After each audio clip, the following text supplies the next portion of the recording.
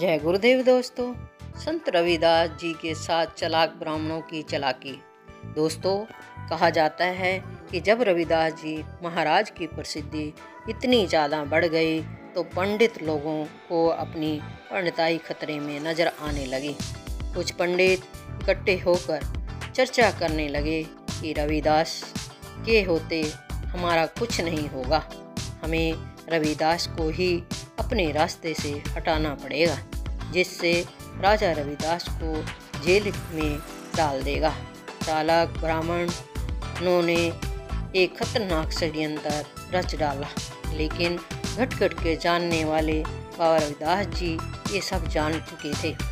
रात के समय रविदास जी जब सो रहे थे तो पंडितों ने अपने षड्यंत्र के मुताबिक पहले एक व्यक्ति को हथियार देकर बाबा रविदास जी को कत्ल करने के लिए भेजा। जैसे ही व्यक्ति ने हथियार से रविदास जी के ऊपर प्रहार किया तो बाबा रविदास जी गायब हो गए और वह व्यक्ति बाबा जी को झोपड़ी के अंदर इधर उधर देखने लगा। जब पहला व्यक्ति वापस बाहर नहीं आया तो ब्राह्मणों ने दूसरे आदमी को अंदर भेजा और रविदास जी का काम तमाम करने के लिए कहा। वह व्यक्ति भी गुरुजी को इधर उधर देखने लगा तो उन दोनों व्यक्तियों को गुरुजी की झोपड़ी में कहीं नज़र नहीं आया और 2-3 चेले उनकी झोपड़ी में जो सो रहे थे उनका वध कर डाला, जिससे ब्राह्मण लोग बहुत खुश हुए कि अब रविदास जी को जेल जाने से कोई नहीं रोक सकता। अब ब्राह्मण लोग दुहाई करते राजा के पास पहुंचे। राजा ने कहा, क्या बात है ब्राह्मणों, किस बात की दुहाई हो? ब्राह्मणों ने कहा, महाराज, रविदास ने 3 आदमियों का कत्ल करके अपनी कुटिया में डाल रखा है और कहा, महाराज, रविदास को फांसी पर लटका दो। राजा ने कहा, मगर क्यों?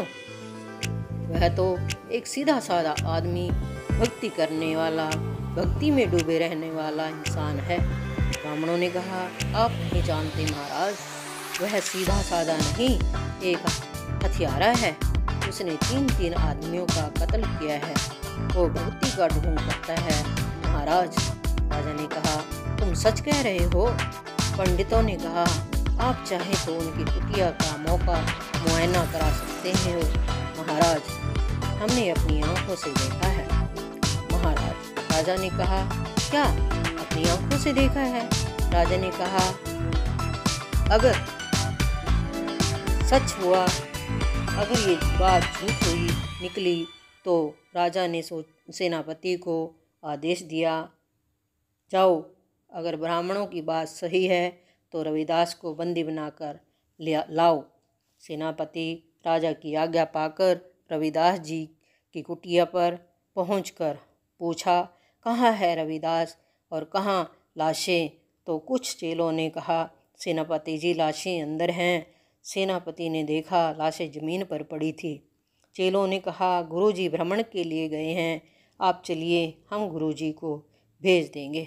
अब सेनापति ने राजा को सारी बात बताई और कहा, ब्राह्मणों की यह बात सच है महाराज, मैंने अपनी आंखों से 3 लाशों को देखा है। राजा ने कहा, रविदास आ गया है और उसे ले जाकर फांसी पर चढ़ा दिया जाए। रविदास जी ने कहा, महाराज, आपको धोखा में रखा जा रहा है, मेरी कुटिया में कोई कत्ल नहीं हुआ और ना ही मैं कसूरवार हूँ। राजा ने कहा, क्या बकते हो रविदास, सेनापति ने लाशें तुम्हारी कुटिया में खुद देखी हैं, यही तो धोखा है महाराज। रविदास जी ने कहा, मैं चाहता हूँ आप खुद ही जाकर मुआयना करें। सेनापति जैसे बता रहे हैं, वे गांव के लोग, गरीब लोग हैं जो वहाँ रात को सो रहे थे। चेलों ने कहा कि महाराज, रविदास जी भी झूठ नहीं बोलते हैं। तो राजा ने कहा, चलो हम अपनी आंखों से देखेंगे।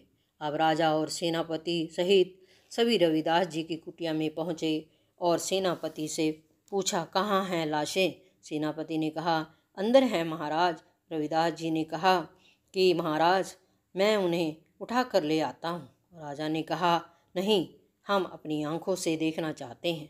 राजा ने कहा, रविदास तुम झूठ बोल रहे हो कि तुमने 3-3 लोगों की कुटिया में मार कर डाल रखा है। क्या तुम्हें अभी भी संदेह है? रविदास जी ने कहा, नहीं महाराज, बिल्कुल भी संदेह नहीं है। अभी भी वो लोग सो रहे हैं और वे जीवित हैं। आप कहे तो मैं उन्हें जगा कर ले आता हूँ। राजा ने कहा, नहीं, हमारे लोग, हमारे सैनिक उन्हें उठा कर लाएंगे, तुम उन्हें यहीं जगाना। जैसे ही आपकी इच्छा महाराज। तो रविदास जी ने कहा। अब सैनिकों ने सभी लाशों को बाहर निकाला। पहले रविदास जी ने लाशों के सिर पर हाथ फेरा और कहा, अब तो उठ जाओ, बहुत सो लिए। तो वे नहीं उठे। तो रविदास जी ने कुंडे का जल मालिक का नाम लेकर उन पर छिड़क दिया। जैसे ही जल छिड़का गया तो तीनों व्यक्ति सतनाम उच्चारण करके बैठ खड़े हुए और गुरु रविदास जी के चरणों में प्रणाम किया।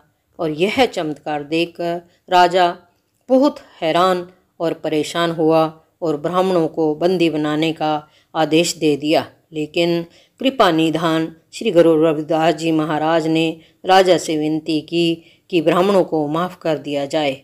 जय गुरुदेव। दोस्तों, वीडियो अच्छी लगे लाइक करिए, शेयर करिए, सब्सक्राइब करिए, कमेंट करिए और बेल आइकन को हिट करिए। धन्यवाद।